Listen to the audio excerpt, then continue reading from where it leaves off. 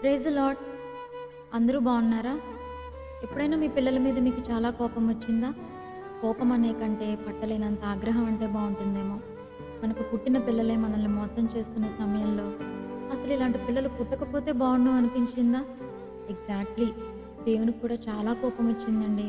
హోషేయ గ్రంథం 11వ అధ్యాయం చదివినట్లయితే ఇశ్రాయేలీయుల ప్రజలు పరిశుద్ధ దేవుని మీద నిరాటంకంగా నేరాలు మోపుతూ అబద్ధాలు చెప్తూ తిరుగుబాటు చేస్తుంటే ఆయన మనస్సు ఎంతగానో గాయపడిందండి.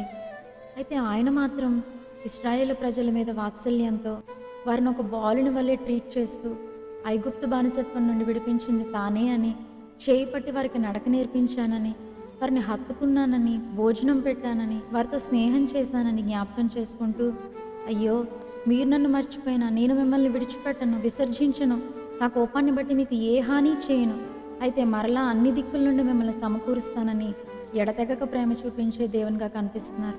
అయితే మనం కూడా ఒక్కసారి మన బిడ్డల మీద ఉన్న కోపం, అసహ్యం పక్కన పెట్టి ఒక్కసారి పసిపిల్ల నాటి ఆ చిన్న బిడ్డ మొహం జ్ఞాపకం చేసుకుంటే, ఆ చిన్న వయసులో వారు చేసే చిన్ని చిన్ని పనులు, ఆ బోసి నవ్వులు, మన చేత్తో నేర్పించిన ఆ బుడిబుడి అడుగులు, మన చేత్తో తినిపించిన ఆ గోరు ముద్దులు, అవన్నీ జ్ఞాపకం చేసుకుంటే ఆ బిడ్డ మన రక్తం పంచుకొని పుట్టిందని, మన సొంత బిడ్డని ఎక్కడలేని వాత్సల్యం పుట్టుకొస్తుంది కదండి. ఇశ్రాయేలీయులను కూడా దేవుడు తిరిగి పునరుద్ధరించాలనుకున్నాడు. మనం కూడా మన పిల్లల్ని సరిచేసే క్రమం ఆలోచిద్దాం.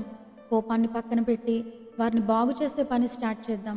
దానికి అవసరమైన స్టెప్స్ అన్నీ తీసుకుందాం. వారిని తిరిగి మంచి బిడ్డలుగా మార్చుకుందాం.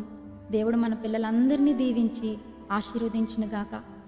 ఒకవేళ ఈ వీడియో కనుక మీకు నచ్చినట్లయితే తల్లి లాంటి దేవుని ప్రేమను అందరికీ షేర్ చేద్దాం. Thank you.